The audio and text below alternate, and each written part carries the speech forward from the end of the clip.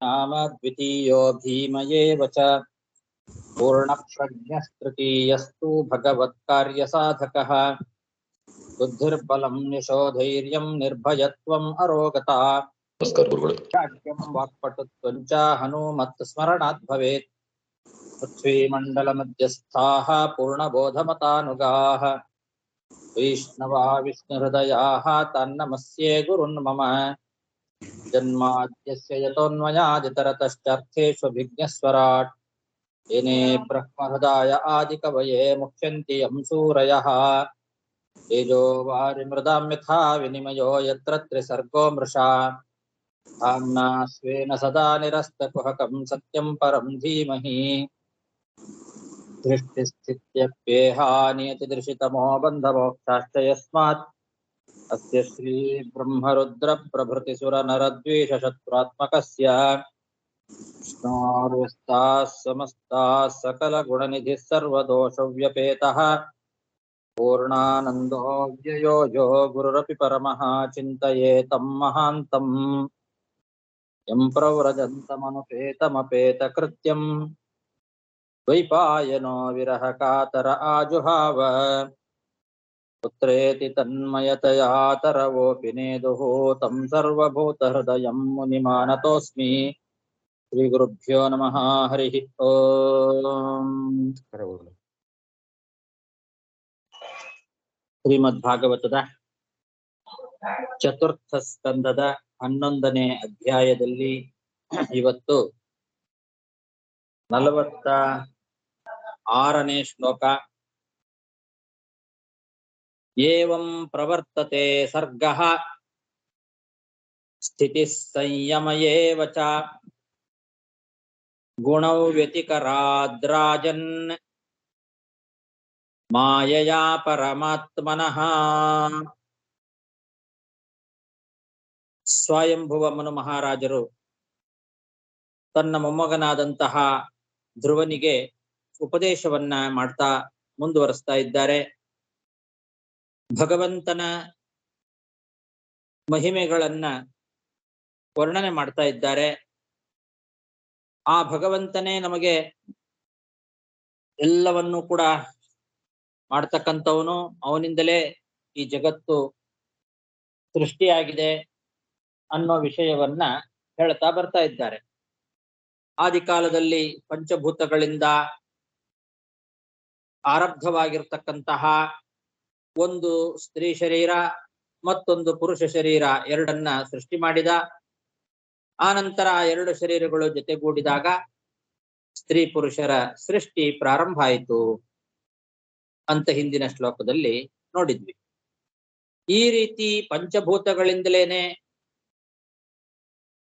ಸತ್ವರಜಸ್ತಮೋ ಗುಣಗಳ ವ್ಯತ್ಯಾಸದಿಂದ ಭಗವಂತನ ಪ್ರೇರಣೆಯಿಂದ ಚಿತ್ರ ವಿಚಿತ್ರವಾಗಿರ್ತಕ್ಕಂತಹ ಸೃಷ್ಟಿ ಸ್ಥಿತಿ ಲಯ ಮೊದಲಾದ ಕಾರ್ಯಗಳು ನಡೀತದೆ ಅಂತ ಹೇಳ್ತಾ ಇದ್ದಾರೆ. ಮಾಯೆಯ ಗುಣವ್ಯತಿಕರಾತ್ ಅಂತ. ಗುಣವ್ಯತಿಕರ ಅಂತಂದ್ರೆ ತ್ರಿಗುಣಗಳ ವ್ಯತ್ಯಾಸ. ಪಂಚಭೂತಗಳ ಜೊತೆಗೆ ಸೇರಿರ್ತಕ್ಕಂತಹ ರಜೋಗುಣ ಒಂದ್ ವೇಳೆ ಪ್ರಬಲ ಆಯ್ತು ಅಂತಂದ್ರೆ ಪಂಚಭೌತಿಕವಾದ ಸ್ತ್ರೀ ಪುರುಷರ ಶರೀರಗಳಿಂದ ಸ್ತ್ರೀ ಪುರುಷ ಶರೀರಗಳ ಸೃಷ್ಟಿ ಆಗ್ತದೆ. ಸತ್ವಗುಣ ಪ್ರಬಲ ಆದ್ರೆ ರಾಜ ಮೊದಲಾದವರ ಶರೀರದಿಂದ ಪಾಲನ ಕಾರ್ಯ ಅಂತನ್ನೋದು ನಡೀತದೆ. ತಮೋಗುಣ ಪ್ರಬಲ ಆದಾಗ ಯಮ ಮೊದಲಾದಂತಹ ಅವರ ಶರೀರಗಳಿಂದ ಲಯ ಕಾರ್ಯ ನಡೀತದೆ ಅಂತ. ಹೀಗೆ ಎಲ್ಲದಕ್ಕೂ ಮೂಲ ಪ್ರೇರಣೆ ಭಗವಂತ. ಶರೀರದಿಂದ ಹುಟ್ಟೋದು, ಆ ಹುಟ್ಲಿಕ್ಕೆ ಹುಟ್ಟಿಸುವವರಾಗಲಿ ಅಥವಾ ಕೊಲ್ಲಲಿಕ್ಕೆ ಕೊಲ್ಲುವವರಾಗಲಿ ಯಾರು ಸ್ವತಂತ್ರರಲ್ಲ. ಎಲ್ಲರೂ ಕೂಡ ಆ ಭಗವಂತನ ಅಧೀನರಾಗಿ ಭಗವಂತನ ಪ್ರೇರಣೆಯಿಂದ ಮಾಡ್ತಕ್ಕಂಥವ್ರು. ಯಾರಿಗೂ ಒಬ್ಬನನ್ನ ಹುಟ್ಟಿಸ್ಲಿಕ್ಕಾಗ್ಲಿ ಒಬ್ಬನನ್ನ ಸಂಹಾರ ಮಾಡ್ಲಿಕ್ಕಾಗ್ಲಿ ಯಾವುದರಲ್ಲೂ ಸ್ವಾತಂತ್ರ್ಯ ಇಲ್ಲ. ಹಾಗಾಗಿ ನಿನ್ನ ತಮ್ಮನನ್ನ ಸಂಹಾರ ಮಾಡಿದ ಅಂದ ಮಾತ್ರಕ್ಕೆ ನೀನು ನಿನ್ನ ಮನಸ್ಸಿನ ಹತೋಟಿಯನ್ನ ಕಳ್ಕೊಳ್ಬಾರ್ದಾಗಿತ್ತು ಅಂತ ಅಭಿಪ್ರಾಯ. ವಸ್ತುತಃ ನಿನ್ನ ತಮ್ಮ ನಿನಗೆ ತಮ್ಮನಾಗಿ ಹುಟ್ಟಿದ್ದಾಗಲಿ ಅಥವಾ ಅವನು ಈ ಯಕ್ಷನಿಂದ ಸಂಹಾರ ಆಗಿದ್ದಾಗಲಿ ಎಲ್ಲವೂ ಭಗವಂತನ ಅಧೀನ.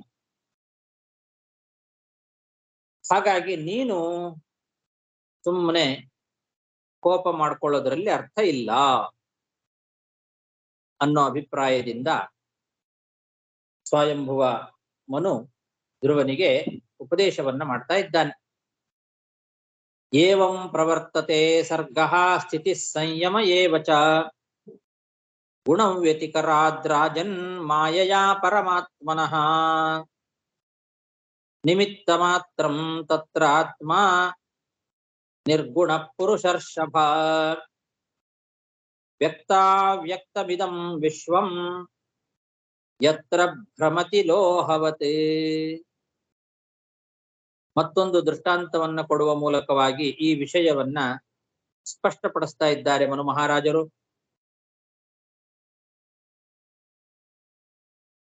ಲೋಹ ಅಂದ್ರೆ ಕಬ್ಬಿಣ, ಸಮೀಪದಲ್ಲಿ ಒಂದು ಮ್ಯಾಗ್ನೆಟ್ ಸೂಜಿಗಲ್ಲು ಅದು ಇದ್ದ ಮಾತ್ರಕ್ಕೆ ಕಬ್ಬಿಣದಲ್ಲಿ ಚಲನೆ ಉಂಟಾಗ್ತದೆ. ಕಬ್ಬಿಣ ಅದು ತನ್ನ ಪಾಡಿಗೆ ತಾನು ಇರ್ತದೆ, ಬಹಳ ಗಟ್ಟಿಯಾಗಿರ್ತಕ್ಕಂಥದ್ದು ಕಬ್ಬಿಣ. ಆದರೂ ಕೂಡ ಪಕ್ಕದಲ್ಲಿ ಒಂದು ಸೂಜಿಗಲ್ಲು ಬಂತು ಅಂದ್ರೆ, ಮ್ಯಾಗ್ನೆಟ್ ಇತ್ತು, ಸೂಜಿಗಲ್ಲಿತ್ತು ಅಂದ್ರೆ ಅದರ ಸಮೀಪ ಇದ್ದ ಮಾತ್ರದಿಂದಲೇನೆ ಕಬ್ಬಿಣದಲ್ಲಿ ಹೇಗೆ ಚಲನೆ ಉಂಟಾಗ್ತದೋ ಅದರಂತೆ ಭಗವಂತನಿಂದ ಅನಾಯಾಸವಾಗಿ ಕಾರ್ಯಕಾರಣಾತ್ಮಕವಾದಂತಹ ಈ ಪ್ರಪಂಚದಲ್ಲಿ ಎಲ್ಲ ರೀತಿಯಾದ ಪ್ರವೃತ್ತಿ ಉಂಟಾಗ್ತದೆ.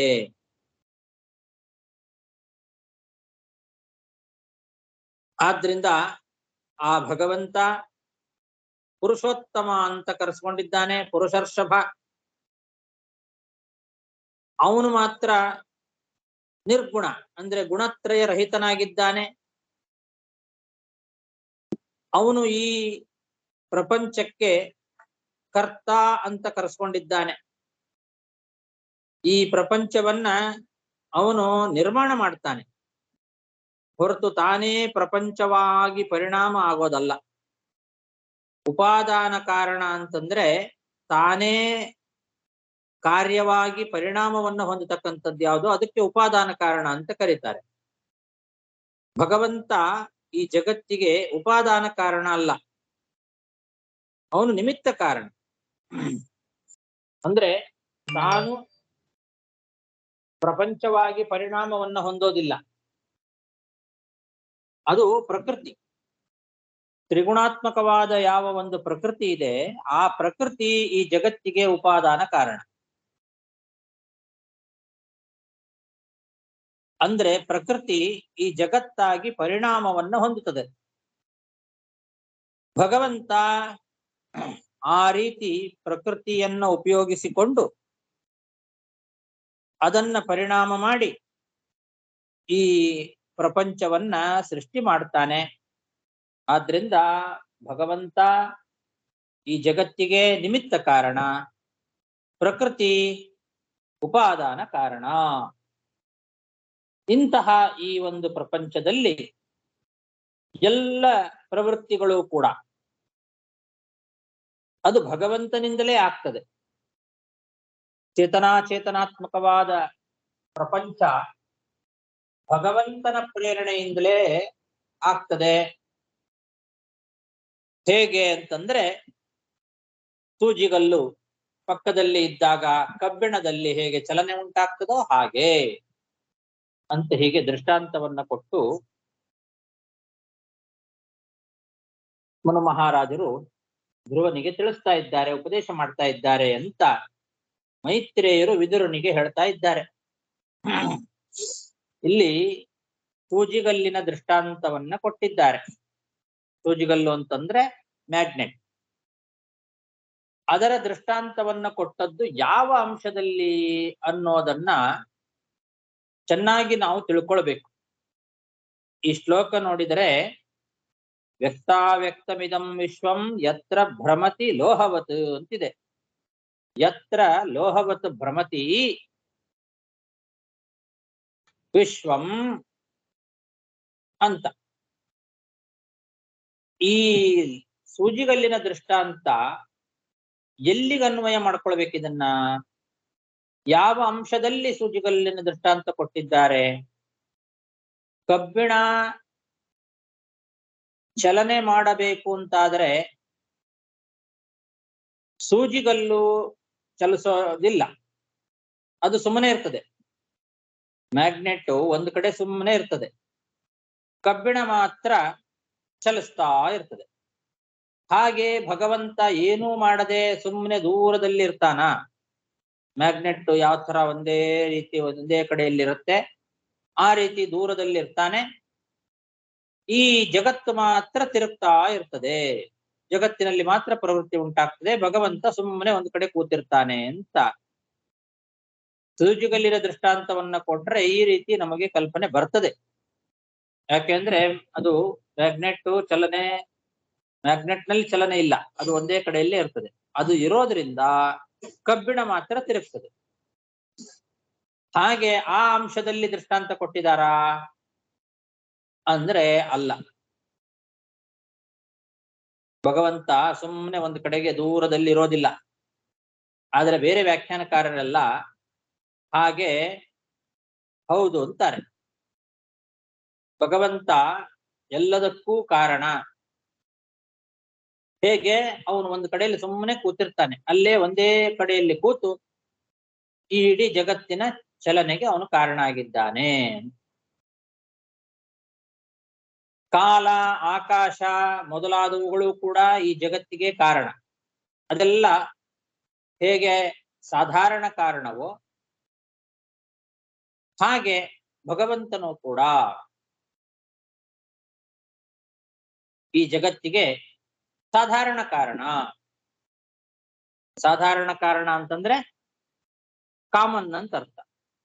ಈ ಜಗತ್ತಿಗೆ ಸಾಧಾರಣ ಕಾರಣ ಅಂದ್ರೆ ಎಲ್ಲದಕ್ಕೂ ಕಾರಣ. ಕಾಲ, ಆಕಾಶ, ಭಗವಂತ ಇವೆಲ್ಲ ಸಾಧಾರಣ ಕಾರಣಗಳು, ಅಂದ್ರೆ ಎಲ್ಲದಕ್ಕೂ ಕಾರಣಗಳು ಅಂತ. ಗುಣಗಳು ಮಹತ್ತತ್ವ, ಅಹಂಕಾರ ತತ್ವ ಮೊದಲಾದ ಸ್ವರೂಪದಿಂದ ಪರಿಣಾಮ ಏನಾಗ್ತದೆ ಅದು ಅವುಗಳ ಸ್ವಭಾವ. ಸತ್ವರಜಸ್ತಮೋ ಗುಣಗಳು ಮಹತ್ತತ್ವವಾಗಿ ಪರಿಣಾಮ ಆಗೋದು ಅದರ ಸ್ವಭಾವ. ಮಹತ್ತತ್ವ ಮುಂದೆ ಅಹಂಕಾರ ತತ್ವವಾಗಿ ಪರಿಣಾಮ ಆಗೋದು ಅದು ಮಹತ್ತತ್ವದ ಸ್ವಭಾವ. ಹೀಗೆ ಸ್ವಭಾವವೇ ವಿಶೇಷ ಕಾರಣ. ಭಗವಂತ, ಕಾಲ, ಆಕಾಶ ಇವೆಲ್ಲ ಸಾಧಾರಣ ಕಾರಣ ಅಂತ ಈ ರೀತಿ ಹೇಳ್ತಾರೆ. ಇನ್ನು ಜೀವರಿಗೆ, ದೇವತೆಗಳಿಗಾಗಲಿ ಮನುಷ್ಯರಿಗಾಗಲಿ ಅವರಲ್ಲಿ ಸುಖ ದುಃಖ ಮೊದಲಾದ ವೈಚಿತ್ರ್ಯ ಇದೆ, ಹಾಗೆ ತಾರತಮ್ಯ ಇದೆ. ಇದಕ್ಕೆಲ್ಲ ಏನು ಕಾರಣ ಅಂದ್ರೆ ಅವರ ಕರ್ಮ ವಿಶೇಷ ಕಾರಣ. ಹೀಗೆ ಭಗವಂತ ಕೇವಲ ನಿಮಿತ್ತ, ಸಾಧಾರಣ ಕಾರಣ ಅನ್ನೋ ಅಂಶದಲ್ಲಿ ಈ ಸೂಜಿಗಲ್ಲಿನ ದೃಷ್ಟಾಂತವನ್ನ ಕೊಟ್ಟಿದ್ದಾರೆ ಅಂತ ವ್ಯಾಖ್ಯಾನ ಮಾಡಿದ್ದಾರೆ ವೀರರಾಘವ ವ್ಯಾಖ್ಯಾನಕಾರರು. ಗಿರಿಧರಿಯ ವ್ಯಾಖ್ಯಾನದಲ್ಲಿ ಸೂಜಿಗಲ್ಲಿನ ಹತ್ತಿರದಲ್ಲಿ ಇರುವ ಮಾತ್ರಕ್ಕೆ ಜಡವಾದಂತಹ ಕಬ್ಬಿಣದಲ್ಲಿ ಚಲನೆ ಹೇಗೆ ಆಗ್ತದೋ ಹಾಗೆ ಭಗವಂತನ ಇಚ್ಛೆ, ಅವನು ಇಚ್ಛಾ ಮಾಡಿದ ಮಾತ್ರಕ್ಕೆ ಈ ಅಚೇತನವಾದ ಜಡವಾದ ಪ್ರಪಂಚ ತಾನೇ ಹುಟ್ಟುತ್ತದೆ, ತಾನೇ ನಾಶವಾಗ್ತದೆ ಅಂತ ಈ ಅಂಶದಲ್ಲಿ ಸೂಜಿಗಲ್ಲಿನ ದೃಷ್ಟಾಂತವನ್ನ ಅವರು ಬಳಸ್ಕೊಂಡಿದ್ದಾರೆ. ಗಿರಿಧರಿಯ ವ್ಯಾಖ್ಯಾನದಲ್ಲಿ ಭಗವಂತನ ಇಚ್ಛೆ ಅಂತ ತಗೊಂಡಿದ್ದಾರೆ. ಅವರು ವೀರರಾಗ ವ್ಯಾಖ್ಯಾನದಲ್ಲಿ ಅದನ್ನೂ ಅವ್ರು ಹೇಳಲಿಲ್ಲ, ಇಚ್ಛೆ ಅಂತ ಕೂಡ ಹೇಳಲಿಲ್ಲ. ಅವ್ರೇನ್ ಹೇಳಿದ್ರು, ಭಗವಂತ ಸೂಜಿಗಲ್ಲಿನಂತೆ ದೂರದಲ್ಲಿ ಸುಮ್ಮನೆ ಇರ್ತಾನೆ ಅಷ್ಟೇ. ಇದೆಲ್ಲ ಪ್ರಪಂಚ ತನ್ನಷ್ಟಕ್ಕೆ ತಾನೇ ಅದರ ಸ್ವಭಾವಕ್ಕೆ ತಕ್ಕಂತೆ ಆಗ್ತದೆ ಅಂತ ಅವ್ರು ಹೇಳಿದ್ರು. ಇವರು ಗಿರಿಧರಿಯ ವ್ಯಾಖ್ಯಾನದಲ್ಲಿ ಸ್ವಲ್ಪ ಮುಂದೆ ಹೋಗಿ ಭಗವಂತನ ಇಚ್ಛೆ ಇದು ಎಲ್ಲದಕ್ಕೂ ಕಾರಣ. ಭಗವಂತ ಇಚ್ಛೆ ಮಾಡ್ತಾನೆ, ಅಷ್ಟು ಮಾತ್ರದಿಂದ ಈ ಜಡವಾದ ಪ್ರಪಂಚ ತನ್ನಗ ತಾನೇ ಹುಟ್ಟುತ್ತದೆ, ತನಗ ತಾನೇ ನಾಶವಾಗ್ತದೆ ಅಂತ ಒಂದು ಹೆಜ್ಜೆ ಮುಂದಿಟ್ಟು ಅವ್ರು ಹೇಳಿದ್ರು. ಈ ಎರಡು ವ್ಯಾಖ್ಯಾನಗಳು ಕೂಡ ಸರಿಯಲ್ಲ. ಇಬ್ಬರಿಗೂ ಸರಿಯಾದ ಅಭಿಪ್ರಾಯ ಗೊತ್ತಿಲ್ಲ. ಯಾಕೆ ಅಂದ್ರೆ ಭಗವಂತ ಈ ವೀರರಾಗ ವ್ಯಾಖ್ಯಾನದಲ್ಲಿ ಹೇಳುವಂತೆ ಕಾಲ, ಆಕಾಶ ಮೊದಲಾದವುಗಳಂತೆ ಭಗವಂತನು ಒಬ್ಬ ಸಾಧಾರಣ ಕಾರಣ ಅಂತ ಏನ್ ಹೇಳ್ತಾರೆ, ಹಾಗಲ್ಲ. ವಿಶೇಷ ಕಾರಣಗಳಿಗೂ ವಿಶೇಷ ಕಾರಣ ಭಗವಂತ. ಬರೇ ವಿಶೇಷ ಕಾರಣ ಮಾತ್ರ ಅಲ್ಲ, ಅವನು ವಿಶೇಷಕ್ಕೂ ವಿಶೇಷ. ಯಾಕೆ ಅಂದ್ರೆ ಪ್ರತಿಯೊಂದು ವಸ್ತುವಿನ ಒಳಗೆ ಆ ವಸ್ತುವನ್ನ ನಿರ್ಮಾಣ ಮಾಡೋದಲ್ಲದೆ ಅದರ ಒಳಗೆ ಅದೇ ರೂಪದಿಂದ ಹೋಗಿ ಭಗವಂತ ಕೂತು ಅವರವರ ಸ್ವಭಾವ ಅವರವರ ಕರ್ಮಗಳಿಗೆ ಅನುಸಾರವಾಗಿ ತಾನು ಬಿಂಬರೂಪಿಯಾಗಿ ಇದ್ದು ಪ್ರವೃತ್ತಿ ಮಾಡ್ತಾನೆ. ಇದು ಕ್ಷಣ ಕ್ಷಣಕ್ಕೂ ನಡೀತದೆ. ಪ್ರತಿಯೊಂದು ವಸ್ತುವಿನಲ್ಲಿಯೂ ಕೂಡ ಬಿಂಬರೂಪನಾಗಿ ಭಗವಂತ ಒಳಗೆ ಇದ್ದು ಆಯಾಯ ವಸ್ತುಗಳ ಆಕಾರದಲ್ಲೇ ಇದ್ದು ಆಯಾಯ ವಸ್ತುಗಳ ಸ್ವಭಾವ ಮತ್ತು ಕರ್ಮ ಅವುಗಳಿಗೆ ಅನುಸಾರಿಯಾಗಿ ತಾನು ಕರ್ಮವನ್ನ ಒಳಗೆ ಕೂತು ಮಾಡಿ ಪ್ರತಿಬಿಂಬದಲ್ಲಿ ಆ ಪ್ರವೃತ್ತಿ ಉಂಟಾಗುವಂತೆ ಮಾಡ್ತಾ ಇದ್ದಾನೆ. ಇಷ್ಟು ಕೆಲಸ ನಡೀತದೆ. ಭಗವಂತನಿಲ್ಲದೆ ತೇನ ವಿನ ತೃಣಮಪಿ ನ ಚಲತಿ. ಅವನಿಲ್ಲದೆ ಒಂದು ಹುಲ್ಲು ಕಡ್ಡಿನೂ ಅಲುಗಾಡೋದಿಲ್ಲ. ಒಂದು ಹುಲ್ಲು ಕಡ್ಡಿ ಅಲುಗಾಡಬೇಕಾದರೂ ಕೂಡ ಆ ಹುಲ್ಲು ಕಡ್ಡಿಯಲ್ಲಿ ಹುಲ್ಲು ಕಡ್ಡಿಯ ರೂಪದಲ್ಲಿ ತಾನು ನಿಂತು ಅದನ್ನು ಅಲುಗಾಡಿಸ್ತಾ ಇದ್ದಾನೆ. ಆದ್ರಿಂದ ಅಲುಗಾಡ್ತಾ ಇದೆ. ಒಂದು ಜಡವಾದ ವಸ್ತುವು ಕೂಡ ತನ್ನ ಪ್ರವೃತ್ತಿ ಆಗಬೇಕು ಅಂತಾದ್ರೆ ಅದರೊಳಗೆ ಭಗವಂತನ ಪ್ರೇರಣೆ ಇರಬೇಕು. ಇಷ್ಟು ಅದ್ಭುತವಾದ ಲೀಲೆ ಭಗವಂತನದ್ದು ಇರುವಾಗ ಅವರು ಹೇಳೋ ಹಾಗೆ ಏನೂ ಪ್ರವೃತ್ತಿ ಮಾಡದೆ ದೂರದಲ್ಲಿ ನಿಂತು ಬಿಟ್ಟಿರ್ತಾನೋ, ಅಥವಾ ಇನ್ನೊಬ್ರು ಹೇಳಿದ ಹಾಗೆ ಇಚ್ಛಾ ಮಾತ್ರದಿಂದ ಈ ಜಡವಾದ ಮತ್ತು ಚೇತನವಾದ ಎರಡರಲ್ಲಿಯೂ ಪ್ರವೃತ್ತಿ ಉಂಟಾಗ್ತದೆ ಅಂತನ್ನೋದು ಸರಿಯಲ್ಲ. ಮಾಡ್ತಾನೆ, ಅವನಿಗೆ ಶಕ್ತಿ ಇದೆ. ಇಚ್ಛಾ ಮಾತ್ರದಿಂದಲೇ ಮಾಡುವ ಶಕ್ತಿ ಅವನಿಗಿದೆ. ಆದ್ರೆ ಹಾಗೆ ಮಾಡೋದಿಲ್ಲ ಭಗವಂತ. ತಾನೂ ಒಳಗೆ ನಿಂತು ಪ್ರವೃತ್ತಿಯನ್ನ ಮಾಡಿಸ್ತಾನೆ. ಈ ಅಭಿಪ್ರಾಯದಲ್ಲಿ ಸೂಜಿಗಲ್ಲಿನ ದೃಷ್ಟಾಂತ ಕೂಡೋದಿಲ್ಲ. ಆದ್ರೆ ಇರೋದು ನಿಜ ಹೀಗೆ. ತತ್ ಸೃಷ್ಟ್ವಾ ತದೇವಾನುಪ್ರಾವಿಶತೆ ತದನು ಪ್ರವಿಶ್ಯ ಸತ್ಯತ್ಯಚ್ಚಾಭವತೆ ಅಂತ ಉಪನಿಷತ್ತು ಸ್ಪಷ್ಟವಾಗಿ ನಮಗೆ ಈ ವಿಷಯವನ್ನ ತಿಳಿಸ್ತದೆ. ಪ್ರತಿಯೊಂದು ವಸ್ತುವಿನ ಒಳಗೂ ಅದೇ ಆಕಾರದಲ್ಲಿ ಹೋಗಿ ನಿಂತು ಭಗವಂತ ಬಿಂಬರೂಪಿಯಾಗಿ ಎಲ್ಲರಿಂದ ಕೆಲಸವನ್ನ ಮಾಡಿಸ್ತಾನೆ. ಜಡ ಪ್ರಪಂಚದಲ್ಲಿಯೂ ಕೂಡ ಆ ಜಡ ಪ್ರಪಂಚದ ಸ್ವರೂಪದಲ್ಲಿ ತಾನು ಹೋಗಿ ನಿಂತು ಅವುಗಳ ಸ್ವಭಾವಕ್ಕೆ ತಕ್ಕಂತೆ ಕೆಲಸ ಮಾಡಿಸ್ತಾನೆ ಅಂತ ಈ ರೀತಿ ಪ್ರಮಾಣಗಳು ನಮಗೆ ತಿಳಿಸ್ತಾ ಇದೆ. ಆದ್ರೆ ಈ ಮ್ಯಾಗ್ನೆಟ್ ದೃಷ್ಟಾಂತ ಏನು ಕೊಟ್ಟಿದ್ದಾರೆ ಇದು ಈ ಅರ್ಥದಲ್ಲಿ ಕೂಡೋದಿಲ್ಲ. ನಿಜ ಹೇಳಬೇಕು ಅಂದ್ರೆ ಅದು ಒಂದೇ ಕಡೆಯಲ್ಲೇ ಇರ್ತದೆ, ಅದು ಅಲುಗಾಡೋದಿಲ್ಲ. ಅದರ ಸಮೀಪದಲ್ಲಿರುವ ಕಬ್ಬಿಣ ಮಾತ್ರ ಅಲುಗಾಡ್ತದೆ. ಆ ಅಭಿಪ್ರಾಯದಿಂದ ಸೂಜಿಗಲ್ಲಿನ ದೃಷ್ಟಾಂತ ಕೊಟ್ಟದ್ದಲ್ಲ.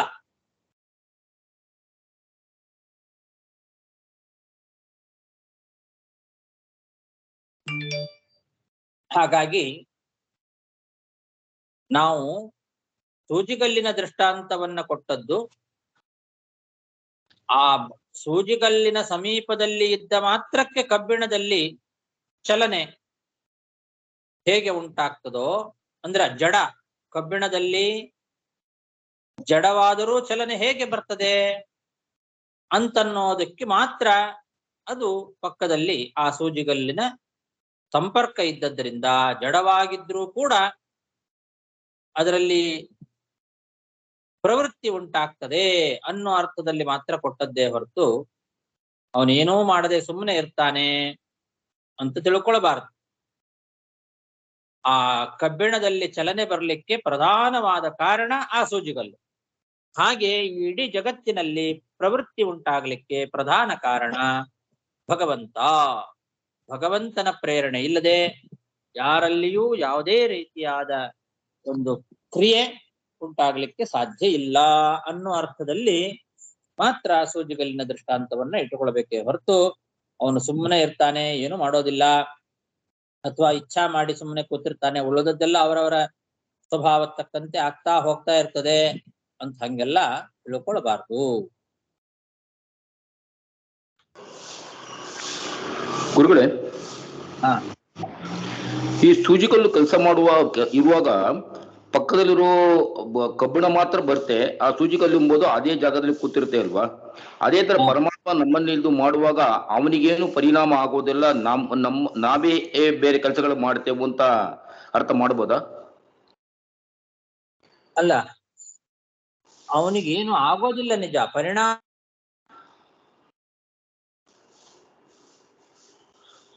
ವಾಯ್ಸ್ ಬರಲಿಲ್ಲ ಗುರುಗಳೇ. ಎಲ್ಲೋ ದೂರದಲ್ಲಿ ನಿಂತು ಏನು ಮಾಡದೆ ಸುಮ್ಮನೆ ಒಂದ್ ಕಡೆಯಲ್ಲಿ ಇರೋದಿಲ್ಲ. ಅಲ್ಲ, ವಾಯ್ಸ್ ಕಟ್ ಆಗಿತ್ತು, ಬರಲಿಲ್ಲ, ಮತ್ತೆ ರಿಪೀಟ್ ಮಾಡ್ಬೇಕು. ಸೂಜಿಗಲ್ಲು ಒಂದು ಕಡೆಯಲ್ಲಿ ಇರತ್ತೆ, ಅದೇನು ಮಾಡೋದಿಲ್ಲ, ಸುಮ್ಮನೆ ಒಂದು ಕಡೆಯಲ್ಲಿ ಇರತ್ತಷ್ಟೇ. ಅದು ಇರೋದ್ರಿಂದ ಕಬ್ಬಿಣದಲ್ಲಿ ಚಲನೆ ಉಂಟಾಗ್ತದೆ. ಹಾಗೆ ಭಗವಂತ ಸುಮ್ಮನೆ ಒಂದು ಕಡೆಯಲ್ಲಿ ಕೂತು ಬಿಡೋದಿಲ್ಲ, ಅವನೇ ಒಳಗೆ ಕೂತು ಪ್ರವೃತ್ತಿ ಮಾಡಿಸ್ತಾನೆ ಬಿಂಬರೂಪಿಯಾಗಿ. ಬಿಂಬದಲ್ಲಿ ಚಲನೆ ಬಂದ್ರೆ ಮಾತ್ರ ಪ್ರತಿಬಿಂಬದಲ್ಲಿ ಚಲನೆ ಬರ್ತದೆ. ಹಾಗಾಗಿ ಪ್ರತಿಯೊಂದರೊಳಗೂ ಬಿಂಬರೂಪಿಯಾಗಿ ತಾನು ನಿಂತು ತಾನು ಚಲಿಸಿ ಇದನ್ನ ಚಲಿಸುವಂತೆ ಮಾಡ್ತಾನೆ. ಹಾಗೆ ಸೂಜಿಗಲ್ಲಿ ಮಾಡೋದಿಲ್ಲ. ಇವ್ರು ಹಾಗೆ ಅರ್ಥ ಹೇಳಿದ್ರು. ನೀವ್ ಹೇಳಿರೋದು ಭಗವಂತನಿಗೆ ಯಾವುದೇ ರೀತಿಯಾದ ವಿಕಾರ ಇಲ್ಲ, ಪರಿಣಾಮ ಇಲ್ಲ ಅಂತ. ಅದು ಕರೆಕ್ಟು. ಆದ್ರೆ ಅವನೇ ಮಾಡಿಸೋದು, ಅವನೇ ಒಳಗೆ ಕೂತು ಕರ್ಮ ಮಾಡಿ ಮಾಡಿಸೋದೆಲ್ಲ ಅವನೇ. ಅದನ್ನ ಮಾಡಿಸಿದ್ರೂ ಕೂಡ ಅವನಿಗೆ ಅದರಿಂದ ವಿಕಾರ ಇಲ್ಲ, ಅದರ ಪರಿಣಾಮ ಅವನಿಗೆ ಯಾವುದು ಕೂಡ ಆಗೋದಿಲ್ಲ ಅಂತ. ಅದನ್ನ ಆಮೇಲೆ ಮತ್ತೆ ಪ್ರತ್ಯೇಕ ಇಟ್ಟುಕೊಳ್ಬೇಕು. ಸರಿ. ಬಟ್ ಆಚಾರ್ಯ, ಸೂಜಿಗಲ್ಲಿ ವಿಕಾರ ಇಲ್ಲ ಅಂಬ ಹೆಂಗ್ ಹೇಳೋದು? ಸೂಜಿಗಲ್ಲು ಹೋಯ್ತಲ್ಲ ನಿಮ್ಗೆ, ವಿಕಾರ ಒಂದರ ಮಂಡ್ಲಿ ಹಂಗೆ ಹೋಯ್ತಲ್ಲ ಅದು ಸೂಜಿಗಲ್ಲು ಎಂಬುದು. ಅದು ನಿತ್ಯವ ಇರೋದಿಲ್ಲಲ್ಲ, ರೈಟ್? ಅದು ಹೋಯ್ತಲ್ವಾ, ವಿಕಾರ ಬರ್ತಲ್ಲ ಅದಕ್ಕೆ.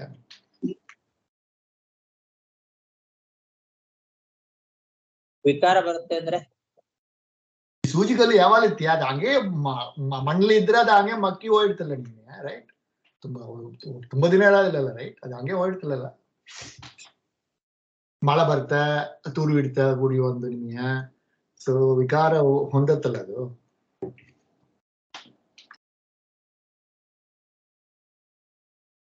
ಅಲ್ಲ, ನಹಿ ದೃಷ್ಟಾಂತೆ ಸರ್ವಸಾಮ್ಯಂ ಅಂತ. ದೃಷ್ಟಾಂತದಲ್ಲಿ ಎಲ್ಲವನ್ನೂ ಸಮಾನವಾಗಿ ಇಟ್ಕೊಳ್ಳಿಕ್ ಬರೋದಿಲ್ಲ. ಎಷ್ಟು ಅಭಿಪ್ರಾಯದಲ್ಲಿ ದೃಷ್ಟಾಂತ ಕೊಟ್ಟಿದ್ದಾರೆ ಅನ್ನೋದನ್ನ ಅರ್ಥ ಮಾಡ್ಕೊಳ್ಬೇಕು. ಇವರು ಸ್ವಲ್ಪ ಮುಂದೆ ಹೋಗಿ ಅದರ ಪಾಡಿಗೆ ಅದು ಹಾಗೆ ಹೇಗೆ ಸುಮ್ಮನೆ ಇರುತ್ತೋ ಹಾಗೆ ಭಗವಂತನು ಸುಮ್ಮನೆ ಇರ್ತಾನೆ ಅಂತ ಕೆಲವರು, ಭಗವಂತ ಇಚ್ಛೆ ಮಾಡ್ತಾನೆ ಅಂತ ಕೆಲವರೆಲ್ಲ ವ್ಯಾಖ್ಯಾನ ಮಾಡಿದ್ದಾರೆ. ಹಾಗೆ ಭಗವಂತ ಸುಮ್ಮನೆ ಇರೋದಿಲ್ಲ. ಯಾವ ಅಭಿಪ್ರಾಯದಲ್ಲಿ ಸೂಜಿಗಲ್ಲಿನ ದೃಷ್ಟಾಂತ ಕೊಟ್ಟಿದ್ದಾರೆ ಅನ್ನೋದನ್ನ ತಿಳ್ಕೊಂಡು ನಾವು ನೋಡ್ಬೇಕು. ಅದಕ್ಕೆ ಮಧ್ವಾಚಾರ್ಯರು ಸತ್ಯ ಸಂಹಿತಾ ವಾಕ್ಯದ ದೃಷ್ಟಾಂತವನ್ನ ಕೊಟ್ಟು ನಮಗೆ ಅಭಿಪ್ರಾಯ ಸ್ಪಷ್ಟಪಡಿಸ್ತಾರೆ. ಹರಿರಕ್ಲಿಷ್ಟಕಾರಿತ್ವಾದಯಸ್ಕಾಂತವದುಚ್ಯತೆ ಕಾಮಕರ್ಮ ಸ್ವಭಾವೇಶು ಕಾಲೇ ಚಾವಸ್ಥಿತೋ ಹರಿಹಿ ಸರ್ವಕಾರಣಭೂತಃ ಸಂ ತತಃ ತನ್ನಾಮ್ನಾ ವಿಧೀಯತೆ ಇತಿ ಸತ್ಯ ಸಂಹಿತಾಯಾಮ್ ಅಂತ. ಸತ್ಯ ಸಂಹಿತಾ ಎಂಬ ಗ್ರಂಥದಲ್ಲಿ ಭಗವಂತ ಯಾವ ಅರ್ಥದಲ್ಲಿ ಈ ಸೂಜಿಗಲ್ಲಿನ ಹಾಗೆ ಅಂತ ಭಾಗವತ ಹೇಳ್ತದೆ ಅನ್ನೋದಕ್ಕೆ ಅವರು ಬರೀತಾರೆ. ಅಯಸ್ಕಾಂತ ಅಂದ್ರೆ ಸೂಜಿಗಲ್ಲು, ಅದು ಯಾವ ಅಭಿಪ್ರಾಯ ಅಂದ್ರೆ ಎಲ್ಲವನ್ನೂ ಕೂಡ ಭಗವಂತ ಮಾಡ್ತಾನೆ, ಅನಾಯಾಸದಿಂದಲೇ ಮಾಡ್ತಾನೆ ಅನ್ನೋದು ಅಭಿಪ್ರಾಯ. ಸೂಜಿಗಲ್ಲು ತನ್ಪಾಡಿಗೆ ತಾನು ಸುಮ್ಮನೆ ಇರ್ತದೆ, ಏನು ಕಷ್ಟಪಡೋದಿಲ್ಲ, ತಾನು ಚಲನೆ ಮಾಡೋದಿಲ್ಲ, ತಾನು ಕಷ್ಟಪಡೋದಿಲ್ಲ, ತನ್ನ ಪಾಡಿಗೆ ತಾನು ಇದ್ದು ಎಷ್ಟು ದೊಡ್ಡ ಕಬ್ಬಿಣವನ್ನಾದರೂ ಕೂಡ ಚಲನೆ ಉಂಟಾಗುವಂತೆ ಮಾಡ್ತದೆ ಅನಾಯಾಸದಿಂದ. ಹಾಗೆ ಜಗತ್ತಿಗೆ ಕಾರಣ ಅಂತ ಕರೆಸ್ಕೊಂಡಿರ್ತಕ್ಕಂತಹ ಕಾಲ, ಕರ್ಮ, ಸ್ವಭಾವ ಅವುಗಳಲ್ಲಿಯೂ ಕೂಡ ಅಂತರ್ಗತನಾಗಿ ಭಗವಂತ ಎಲ್ಲವನ್ನೂ ಕೂಡ ಅದೇ ಹೆಸರಿನಿಂದ ತಾನು ಒಳಗೆ ಕೂತು ಅವುಗಳನ್ನೆಲ್ಲ ಚಲನೆ ಆಗುವಂತೆ ಮಾಡ್ತಾನೆ. ಆದ್ರಿಂದ ಅಯಸ್ಕಾಂತದ ದೃಷ್ಟಾಂತವನ್ನ ಕೊಟ್ಟಿದ್ದಾರೆ ಅಂತ ಈ ರೀತಿ ಸತ್ಯ ಸಂಹಿತಾ ವಾಕ್ಯ ತಿಳಿಸ್ತಾ ಇದೆ. ಸರ್ವಕಾರಣ ಭೂತಃ ಸಂತತ್ತನ್ನಾಮ್ನ ಅಭಿಧೀಯತೆ, ಎಲ್ಲದಕ್ಕೂ ಅವನೇ ಕಾರಣ, ಎಲ್ಲದರ ಒಳಗೂ ಕಾಲ ಕರ್ಮ ಸ್ವಭಾವೇಶು ಚ ಅವಸ್ಥಿತ, ಎಲ್ಲದರ ಒಳಗೂ ತಾನು ಕೂತು ಅದೇ ಹೆಸರಿನಿಂದ ಕರೆಸಿಕೊಂಡು ಆಯಾಯ ವಸ್ತುಗಳಿಂದ ಏನು ಕರ್ಮ ಆಗಬೇಕೋ ಆ ಕರ್ಮಗಳನ್ನ ಮಾಡಿಸ್ತಾ ಇದ್ದಾನೆ. ಈ ಅಭಿಪ್ರಾಯದಲ್ಲಿ ಭಗವಂತ ಅಯಸ್ಕಾಂತ ಅಂತ ಹೇಳಿದ್ದು. ಅಕ್ಲಿಷ್ಟಕಾರಿತ್ವಾತ್ ಹರಿಹಿ ಅಕ್ಲಿಷ್ಟಕಾರಿತ್ವಾತ್, ಯಾವ ಕಷ್ಟವೂ ಇಲ್ಲದೆ ಅನಾಯಾಸವಾಗಿ ಕೆಲಸವನ್ನ ಮಾಡ್ತಾನೆ ಅನ್ನೋ ಅಭಿಪ್ರಾಯದಲ್ಲಿ ಅಯಸ್ಕಾಂತದ ದೃಷ್ಟಾಂತವನ್ನ ಕೊಟ್ಟಿದ್ದು ಅಂತ ಹೀಗೆ ಸತ್ಯ ಸಂಹಿತಾ ವಾಕ್ಯ ತಿಳಿಸ್ತಾ ಇದೆ.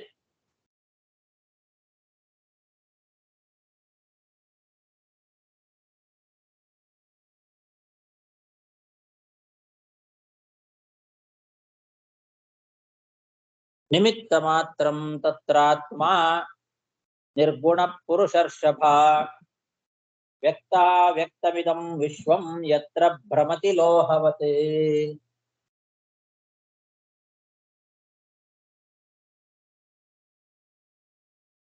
ಸಖಲ್ವಿದಂ ಭಗವಾನ್ ಯೋಗ ಶಕ್ತ್ಯ ಗುಣ ಪ್ರವಾಹೇಶು ವಿಭಕ್ತ ವೀರ್ಯಃ ಕರೋತ್ಯಕರ್ತೇವ ನಿಹಂತ್ಯ ಹಂತ ಚೇಷ್ಟಾ ವಿಭೋಂ ನ ಖಲು ದುರ್ವಿಭಾವ್ಯ.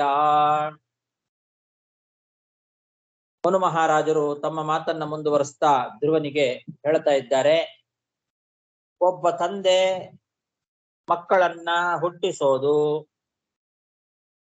ರಾಜ ಕಾಪಾಡೋದು, ಯಮ ಸಂಹಾರ ಮಾಡೋದು ಅಂತ ಹೀಗೆಲ್ಲ ಜಗತ್ತಿನಲ್ಲಿ ಪ್ರಸಿದ್ಧಿ ಇದೆ.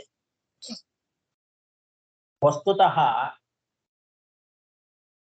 ತಂದೆ ಮಕ್ಕಳನ್ನ ಹುಟ್ಟಿಸ್ತಾನೆ ಅಂತಂದ್ರೆ ಸತ್ವರಜಸ್ತಮೋ ಗುಣಗಳ ಪ್ರವಾಹವುಳ್ಳಂತಹ ತಂದೆ ತಾಯಿ ಮೊದಲಾದವರಲ್ಲಿ ಭಗವಂತನೇ ಯೋಗ ಶಕ್ತಿಯಿಂದ ತನ್ನ ಸಾಮರ್ಥ್ಯವನ್ನ ಬೇರೆ ಬೇರೆಯಾಗಿ ಇಟ್ಟು ಆ ಮೂಲಕವಾಗಿ ಹುಟ್ಟಿಸುವ ಕೆಲಸವನ್ನ, ಹಾಗೆ ಕಾಪಾಡುವ ಕೆಲಸವನ್ನ, ಹಾಗೆ ಕೊಲ್ಲುವ ಕೆಲಸವನ್ನ ಎಲ್ಲವನ್ನೂ ಅವನೇ ಮಾಡ್ತಾನೆ.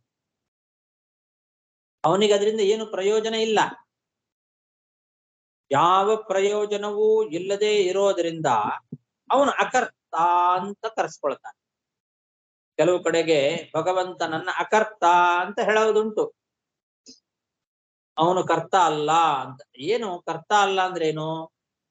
ಅವನಿಗೆ ಆ ಕೆಲಸವನ್ನು ಮಾಡೋದ್ರಿಂದ ಏನು ಪ್ರಯೋಜನ ಇಲ್ಲ. ಈ ಜಗತ್ತಿನ ಸೃಷ್ಟಿ ಸ್ಥಿತಿ ಲಯ ಮೊದಲಾದವುಗಳಿಗೆ ಅವನು ಕರ್ತ ಆಗಿದ್ರೂ ಅಕರ್ತನಂತೆ ಇದ್ದಾನೆ. ಅಂದ್ರೆ ಪರಪ್ರಯೋಜನದ ಉದ್ದೇಶದಿಂದ ಮಾಡ್ತಾನೆ ಹೊರತು ತನ್ನ ಸ್ವಂತ ಪ್ರಯೋಜನಕ್ಕೋಸ್ಕರ ಮಾಡೋದಿಲ್ಲ ಅನ್ನೋ ಅಭಿಪ್ರಾಯದಲ್ಲಿ ಭಗವಂತನನ್ನ ಅಕರ್ತ ಅಂತ ಕರೀತದೆ ಶಾಸ್ತ್ರಗಳು. ತನಗೆ ಯಾರನ್ನಾದ್ರೂ ಸಂಹಾರವನ್ನ ಮಾಡಿದಾಗ ಆ ಸಂಹಾರ ಮಾಡಿದ ದೋಷ ಬರೋದಿಲ್ಲ. ಆದ್ರಿಂದ ಕೊಂದರೂ ಕೊಲ್ಲದೆ ಇರುವವನಂತೆ ಇರ್ತಾನೆ. ಯಾರನ್ನಾದರೂ ಹುಟ್ಟಿಸೋದ್ರಿಂದ ಅವನಿಗೆ ಏನು ಪ್ರಯೋಜನ ಇಲ್ಲ, ಆದರೂ ತಾನು ಹುಟ್ಟಿಸಿದರೂ ಹುಟ್ಟಿಸಿದವನಂತೆ ಇರ್ತಾನೆ ಅಂತ ಹೀಗೆ ತಿಳ್ಕೊಳ್ಬೇಕು. ಇದು ಭಗವಂತನಿಗೆ ಇದರಿಂದ ಯಾವುದೇ ರೀತಿಯಾದ ಪರಿಣಾಮ ವಿಕಾರ ಇಲ್ಲ ಅನ್ನೋ ಅಭಿಪ್ರಾಯದಲ್ಲಿ ಅವನನ್ನ ಅಕರ್ತ ಅಂತ ಶಾಸ್ತ್ರಗಳು ಕರೀತದೆ. ಕರೋತ್ಯಕರ್ತೇವ ನಿಹಂತ್ಯಹಂತ ಅಂತ. ಅಕರ್ತೇವ ಕರೋತಿ, ಮಾಡದೇ ಇರುವವನಂತೆ ತಾನು ಮಾಡ್ತಾನೆ. ಅಹಂತ್ಯ ಇವ ಹಂತ, ಅವನು ಕೊಲ್ಲದೇ ಇರುವವನಂತೆ ಇರ್ತಾನೆ, ಆದ್ರೂ ಅವನೇ ಕೊಂದಿರ್ತಾನೆ. ಅಂದ್ರೆ ಏನರ್ಥ? ಈಗ ನಾವು ಏನಾದ್ರು ಒಂದು ಕೆಲಸ ಮಾಡ್ತೇವೆ ಅಂದ್ರೆ ಅದರ ಪ್ರಯೋಜನ ನಮಗಿದ್ರೆ ಮಾಡ್ತೇವೆ, ಇಲ್ಲ ಅಂದ್ರೆ ಯಾಕೆ ಮಾಡ್ತೇವೆ? ಯಾರನ್ನಾದ್ರೂ ಒಬ್ಬರನ್ನ ನಾವು ಕೊಲ್ತೇವೆ ಅಂದ್ರೆ ಅದರಿಂದ ನಮಗೇನಾದ್ರು ಒಂದು ಪ್ರಯೋಜನ ಅಪೇಕ್ಷೆ ಇರ್ತದೆ, ಅಂದ್ರೆ ಮಾತ್ರ ಕೊಲ್ತೇವೆ. ಯಾರನ್ನಾದ್ರೂ ಒಬ್ಬರನ್ನ ಹುಟ್ಟಿಸ್ತೇವೆ ಅಂದ್ರೆ ಅದರಿಂದ ಒಂದು ಪ್ರಯೋಜನದ ಉದ್ದೇಶ ಇಟ್ಕೊಂಡು. ಆದ್ರೆ ಭಗವಂತನಿಗೆ ಒಬ್ಬನನ್ನ ಹುಟ್ಟಿಸುವುದರಲ್ಲಾಗ್ಲಿ, ಒಬ್ಬನನ್ನ ಕೊಲ್ಲುವುದರಲ್ಲಾಗ್ಲಿ, ಅಥವಾ ಒಬ್ಬನನ್ನ ರಕ್ಷಣೆ ಮಾಡೋದ್ರಲ್ಲಾಗ್ಲಿ ತನಗೇನು ಪ್ರಯೋಜನ ಇಲ್ಲ. ಆದ್ರಿಂದ ಅಕರ್ತ ಇವ, ಅಕರ್ತನಂತೆ. ಈಗ ನನಗೇನು ಪ್ರಯೋಜನ ಇಲ್ಲ ಅಂದ್ರೆ ನಾನು ಮಾಡೋದಿಲ್ಲ, ನನ್ನ ಪಾಡಿ ನಾನು ಸುಮ್ಮನಿರ್ತೇನೆ. ಆವಾಗ ನಾನು ಅಕರ್ತ, ಆ ಕೆಲಸವನ್ನು ನಾನು ಮಾಡಿಲ್ಲ, ಅವ್ರು ಯಾರೋ ಬೇರೆಯವ್ರು ಮಾಡಿದ್ದಾರೆ, ಯಾಕೆ ನನಗದ್ರಿಂದ ಪ್ರಯೋಜನ ಇಲ್ಲ, ನಾನು ಯಾಕೆ ಮಾಡ್ಲಿ ಅಂತ. ಹಾಗೆ ಭಗವಂತನಿಗೇನು ಪ್ರಯೋಜನ ಇಲ್ಲ, ಪ್ರಯೋಜನ ಅವನಿಗಿಲ್ಲ ಅನ್ನೋ ಉದ್ದೇಶದಿಂದ ಅಕರ್ತ ಇವ. ಆದ್ರೆ ಕರ್ತ ಅವನೇ. ಅಕರ್ತ ಇವ ಕರೋತಿ, ಅಹಂತ ಇವ ನಿಹಂತಿ. ಇದೆಲ್ಲ ಭಗವಂತನ ಲೀಲೆ. ಅವನು ಕೇವಲ ಪರಪ್ರಯೋಜನದ ಉದ್ದೇಶದಿಂದ ಮಾಡ್ತಾ ಇದ್ದಾನೆ. ಮಾಡುವಾಗ ತನ್ನ ಯೋಗ ಶಕ್ತಿಯನ್ನ, ತನ್ನ ಸಾಮರ್ಥ್ಯವನ್ನ ಬಳಸ್ಕೊಳ್ತಾನೆ. ಆ ಸಾಮರ್ಥ್ಯವನ್ನ ಬೇರೆ ಬೇರೆ ವಸ್ತುಗಳಲ್ಲಿ ಬೇರೆ ಬೇರೆ ರೀತಿಯಾಗಿ ಇಡ್ತಾನೆ.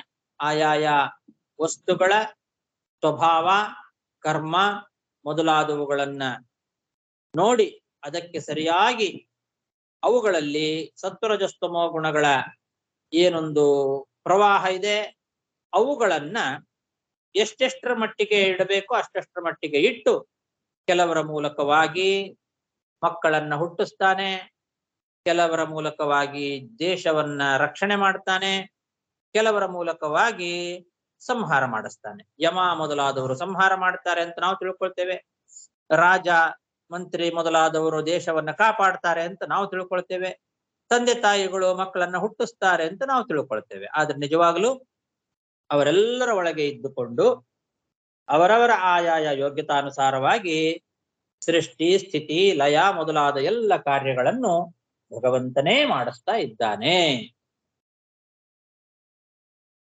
ಆದ್ರಿಂದ ಸದ್ಯದಲ್ಲಿ ಈ ನಿನ್ನ ತಮ್ಮನನ್ನ ಸಂಹಾರ ಮಾಡಿದ್ದು ಆ ಯಕ್ಷ ಅಂತ ತಿಳ್ಕೊಂಡು ಅವನ ಮೇಲೆ ನೀನು ಕೋಪ ಮಾಡಬಾರದು. ಅವನು ಒಂದು ನಿಮಿತ್ತ ಅಷ್ಟೇ. ಅವನ ಒಳಗೆ ಕೂತು ಭಗವಂತನೇ ಇದಕ್ಕೆ ಕಾರಣ ಅನ್ನೋದು ತಾತ್ಪರ್ಯ. ಸಖಲ್ ವಿದಂ ಭಗವಾನ್ ಯೋಗ ಶಕ್ತ್ಯಾ ಗುಣ ಪ್ರವಾಹೇಶು ವಿಭಕ್ತ ವೀರ್ಯ ಕರೋತ್ಯಕರ್ತೇವ ನಿಹಂತ್ಯ ಹಂತ ಚೇಷ್ಟಾ ವಿಭೋಮ್ನ ಖಲು ದುರ್ವಿಭಾವ್ಯ.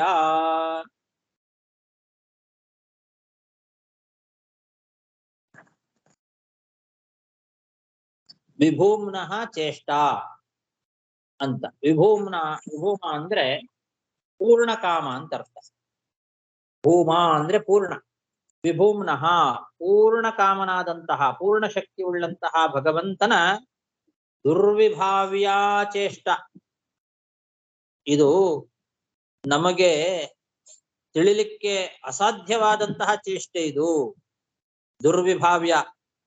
ನಾವು ಲೌಕಿಕವಾದ ನ್ಯಾಯದಿಂದ ಇದನ್ನ ತಿಳ್ಕೊಳ್ಳಿಕ್ಕೆ ಸಾಧ್ಯ ಇಲ್ಲ.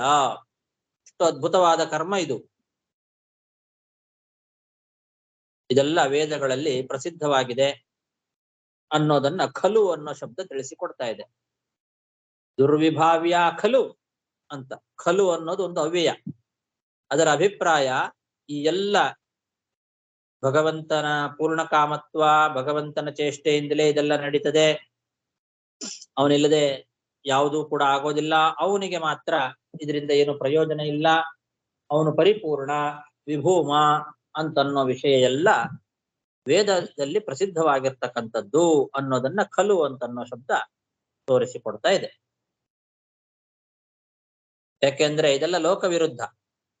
ಲೋಕದಲ್ಲಿ ಒಬ್ಬ ಸೃಷ್ಟಿ ಮಾಡ್ತಾನೆ ಅಂದ್ರೆ ಅವನು ಸಂಹಾರ ಮಾಡೋದಿಲ್ಲ, ಒಬ್ಬ ಸಂಹಾರ ಮಾಡ್ತಾನೆ ಅಂದ್ರೆ ಅವನು ಸ್ಥಿತಿ ಮಾಡೋದಿಲ್ಲ.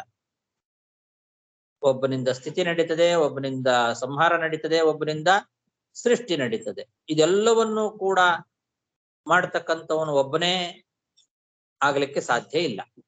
ಒಂದು. ಇನ್ನೊಂದು, ಯಾರಾದ್ರೂ ಏನಾದ್ರೂ ಒಂದು ಕೆಲಸವನ್ನ ಮಾಡ್ತಾರೆ ಅಂತಾದ್ರೆ ಅವನಿಗೆ ಅದರಿಂದ ಏನಾದ್ರೂ ಒಂದು ಪ್ರಯೋಜನ ಇರಲೇಬೇಕು.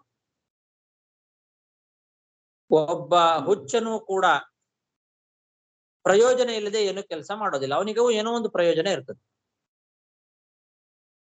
ಪ್ರಯೋಜನ ಮನುದ್ದೇಶ ನ ಮಂದೋಪಿ ಪ್ರವರ್ತತೆ ಅಂತ ನಿಯಮನೇ ಇದೆ.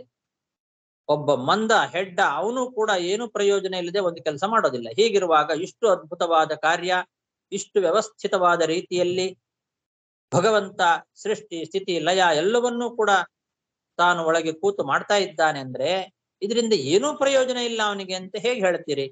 ಇದು ಬಹಳ ನಂಬಲಿಕ್ಕೆ ಸಾಧ್ಯ ಇಲ್ಲದೆ ಇರತಕ್ಕಂತಹ ಮಾತು ಅಂತ ಪ್ರಶ್ನೆ ಬಂದ್ರೆ ಅದಕ್ಕೆ ಖಲು ಇದೆಲ್ಲ ವೇದದಲ್ಲಿ ಪ್ರಸಿದ್ಧವಾಗಿರ್ತಕ್ಕಂಥದ್ದು. ಲೌಕಿಕ ರೀತಿಯಿಂದ ನೀವು ವಿಚಾರ ಮಾಡಿದ್ರೆ ಇದು ನಿಮಗೆ ಅರ್ಥ ಆಗೋದಿಲ್ಲ ಅಂತ. ಖಲು ಅನ್ನೋದು ಪ್ರಮಾಣ ಸಿದ್ಧಿಯನ್ನು ತೋರಿಸಿಕೊಡ್ತದೆ.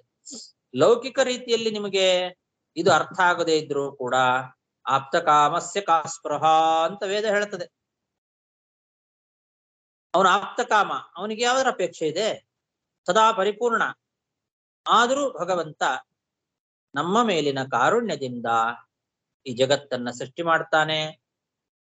ಪುತ್ರಾದಿ ರೂಪದಲ್ಲಿ ತಾನೇ ಹುಟ್ಟಿ ಬರ್ತಾನೆ, ರಾಜರ ರೂಪದಲ್ಲಿ ತಾನು ಈ ಜಗತ್ತನ್ನ ರಕ್ಷಣೆ ಮಾಡ್ತಾನೆ, ಯಮ ಮೊದಲಾದವರ ರೂಪದಲ್ಲಿ ಈ ಜಗತ್ತನ್ನ ಸಂಹಾರವನ್ನೂ ಮಾಡ್ತಾನೆ. ಹೀಗೆ ಪ್ರತಿಯೊಬ್ಬರ ಒಳಗೂ ಕೂತು ಸೃಷ್ಟಿ ಸ್ಥಿತಿ ಲಯ ಮೊದಲಾದ ಸಕಲ ಕಾರ್ಯಗಳನ್ನು ಕೂಡ ಮಾಡ್ತಕ್ಕಂಥವನು ಭಗವಂತ. ಇದು ಅವನ ಅದ್ಭುತವಾದ ಒಂದು ಲೀಲೆ. ಇದು ನಮ್ಮಂತಹ ಲೌಕಿಕ ನ್ಯಾಯವನ್ನ ಅನುಸರಣೆ ಮಾಡಿ ನಾವು ವಿಚಾರ ಮಾಡಿದ್ರೆ ಇದು ಅರ್ಥವಾಗ್ತಕ್ಕಂಥದ್ದಲ್ಲ. ಸಾಕು. ಶ್ರೀಕೃಷ್ಣಾರ್ಪಣಮಸ್ತು.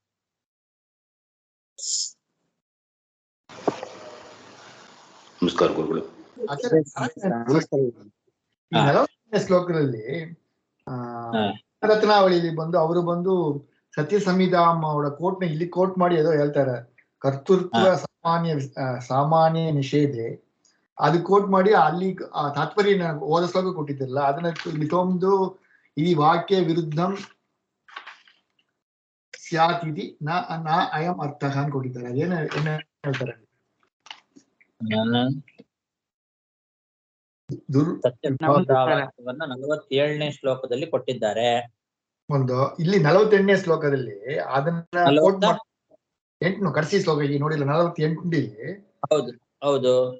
ಅದು ಎದಕ್ಕೆ ಏನ್ ಕೋಟ್ ಮಾಡ್ತಾರೆ? ಅಲ್ಲಿ ಕೊಟ್ಟ ತಾತ್ಪರ್ಯ ಇಲ್ಲಿ ಏನ್ ತೊಂದು ಹೇಳ್ತಾರೆ ಅವರು? ಇದು ಈ ಅಭಿಪ್ರಾಯ ಇನ್ನು ಮುಂದೆ 52ನೇ ಶ್ಲೋಕದವರೆಗೂ ಹೋಗತ್ತೆ. ಓಕೆ.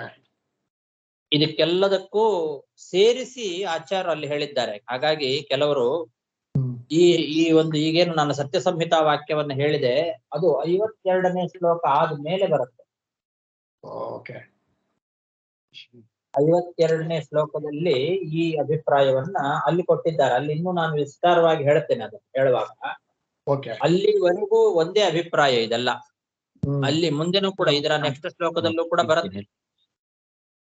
ಅದೆಲ್ಲದಕ್ಕೂ ಸೇರಿಸಿಕೊಂಡು ಆಚಾರ್ಯರು ನಿರ್ಣಯ ಕೊಟ್ಟಿದ್ದಾರೆ. ಹಾಗಾಗಿ ಅಲ್ಲಿಗೂ ಅನ್ವಯ ಆಗತ್ತೆ ಅದೆಲ್ಲ ಸೇರಿ. ಓಕೆ, ಧನ್ಯವಾದಗಳು ಅಜ್ಜಿ. ಸರ್, ಜನರಲ್ ಕ್ವಶನ್, ಈ ತರ ದೇವರು ಸೃಷ್ಟಿ ಮಾಡ್ತಾರ, ಪಾಲನ ಮಾಡ್ತಾನ, ಎಲ್ಲವೇ ಈಗ ಮತ ಮದ ಎಲ್ಲ ನಂಬೋದಿಲ್ಲ, ರೈಟ್? ಸೊ ಅವ್ರನ್ನೂ ಅವ್ರನ್ನ ಮಾಡ್ತಾನೆ, ರೈಟ್? ನಾವು ಬಂದು ಹರಿತಾ ಎಲ್ಲವೇ ಮಾಡ್ತಾವೆ ಹೇಳ್ತಾರಲ್ವಾ? ಯಾವ ಮತವ ಇದ್ರು, ಜೈನ ಮತವ ಇದ್ರು ಸೇರಿ, ಬೌದ್ಧ ಮತವ ಇದ್ರು ಸೇರಿ, ಅವರುಗಳು ಇದ್ದು ಅವನ್ನ ಮಾಡ್ತಾನ, ರೈಟ್? ಅವರು ಅದನ್ನೇ ಹೇಳ್ತಾರೆ, ಆದ್ರೆ ಪೂರ್ತಿ ಸರಿಯಾಗಿ ಹೇಳೋದಿಲ್ಲ. ಅರ್ಧಂಬರ್ಧ ಎಲ್ಲ ಮಿಕ್ಸ್ ಮಾಡಿಬಿಡ್ತಾರೆ, ಕರೆಕ್ಟ್ ಅಭಿಪ್ರಾಯ ಹೇಳೋದಿಲ್ಲ. ಆವಾಗ ಏನಾದ್ರು ವಿರೋಧ ಬಂದಾಗ ಅದಕ್ಕೆ ಉತ್ತರ ಇರೋದಿಲ್ಲ ಅವ್ರ ಹತ್ರ. ಬಟ್ ಅವರು ವೇದವೇ ಒಪ್ಪೋದಿಲ್ಲ, ರೈಟ್? ಈ ಜೈನರು ಬುದ್ಧರು ನಾವು ನೋಡಿದ್ರು ವೇದವೇ ಒಪ್ಪೋದಿಲ್ಲ. ಅವ್ರು ಹೇಳ್ತಾರೆ ಅಂದ್ರೆ ಯಾವ ಅವರು ಪ್ರಸಂಗ ಎಲ್ಲವೂ ವೇದ ಬೇಸಿಕ್ಕೆ, ವೇದವನ್ನ ಬೇಸ್ ಮಾಡ್ಕೊಂಡೇ ಮುಂದೆ ದುರಾಗ್ರಹದಿಂದ ಅವರು ಅದನ್ನ ಬಿಡ್ತಾ ಬಂದ್ರು ಅಷ್ಟೇ. ದ್ವೇಷದಿಂದ, ಒಬ್ಬರ ಮೇಲೆ ನಮ್ಮ ಮೇಲಿನ ದ್ವೇಷದಿಂದ ಅದನ್ನ ಯಾಕೆ ಒಪ್ಪಬೇಕು? ನಮ್ಮ ಜಿನ ಹೇಳಿದ್ದಾನೆ ಅಂತ ಇಟ್ಕೊಂಡ್ಬಿಡೋಣ, ವೇದನ್ನೇ ಪ್ರಮಾಣ ಅಂತ ಒಪ್ಪೋದು ಬೇಡ ಅಂತ ಹಿಂಗೆಲ್ಲ ಮಾಡಿ ಅದನ್ನ ಬಿಡ್ತಾ ಬಂದ್ರು ಅಷ್ಟೇ. ಎಲ್ಲವೂ ಬೇಸಿಕ್ ವೇದನೆ ಎಲ್ಲರಿಗೂ ಅಲ್ಲಿ ಹೇಳಿರೋ ರೀತಿಯನ್ನೇ ಇಟ್ಟುಕೊಂಡು ಸ್ವಲ್ಪ ತಗೊಂಡ್ರು, ಸ್ವಲ್ಪ ಬಿಟ್ರು, ತಮ್ಮದೇ ಒಂದು ಏನೋ ಅದ್ರೊಳಗೆ ಸೇರಿಸಿದ್ರು. ಹಂಗೆ ಬೇರೆ ಬೇರೆ ಮತಗಳೆಲ್ಲ ಹುಟ್ಟುಕೊಂತು ಆಮೇಲೆ. ಓಕೆ, ಸರಿಯಾಗಿ ವಿಚಾರ ಮಾಡಿದರೆ ಎಲ್ಲ ವೇದಗಳನ್ನು ಪರಾಮರ್ಶೆ ಮಾಡಿ ಪುರಾಣಗಳ ವಾಕ್ಯಗಳನ್ನೆಲ್ಲ ಏಕರೂಪದಿಂದ ಅರ್ಥ ಮಾಡ್ಕೊಳ್ಬೇಕು ನಾವು ಅಂತ ಹೊರಟಾಗ ಗೊತ್ತಾಗ್ತದೆ. ಅದನ್ನು ಮಧ್ವಾಚಾರ್ಯ ಒಬ್ಬರೇ ಮಾಡಿದ್ದು ಸರಿಯಾಗಿ. ಈ ಕ್ರಿಶ್ಚಿಯನ್ ಕೂಡ ಆದಾಮ್ ಏವ ಹೇಳ್ತಾರೆ, ಅವರಿಬ್ಬರು ಬಂದರು, ಆಮೇಲೆ ಸೃಷ್ಟಿ ನಡೀತು. ಅವರು ಎಂಬ ಕೂಡ ಹೆಣ್ಣು ಗೆಂಡು ಒಂದು ಬಂತು, ನೋಡ್ಲಂಗಿತ್ತು, ಆಮೇಲೆ ಹಣ್ಣು ಒಂದು ಕೊಟ್ಟಿದ್ದು, ಆಮೇಲೆ ಸೃಷ್ಟಿ ನಡೀತು ಅದು ಕೂಡ ಅವ್ರು ಹೇಳ್ತಾರೆ, ರೈಟ್? ಕ್ರಿಶ್ಚಿಯನ್ ನಾವು ನನ್ನ ಕೂಡ ಎಲ್ಲದಕ್ಕೂ ನಮ್ಮ ಪುರಾಣಗಳು ವೇದಗಳೇ ಇದು ಮೂಲ. ಅದರಲ್ಲಿರೋ ವಿಷಯಗಳನ್ನ ಕೆಲವು ತಗೊಂಡ್ರು, ಕೆಲವು ಬಿಟ್ರು. ಓಕೆ,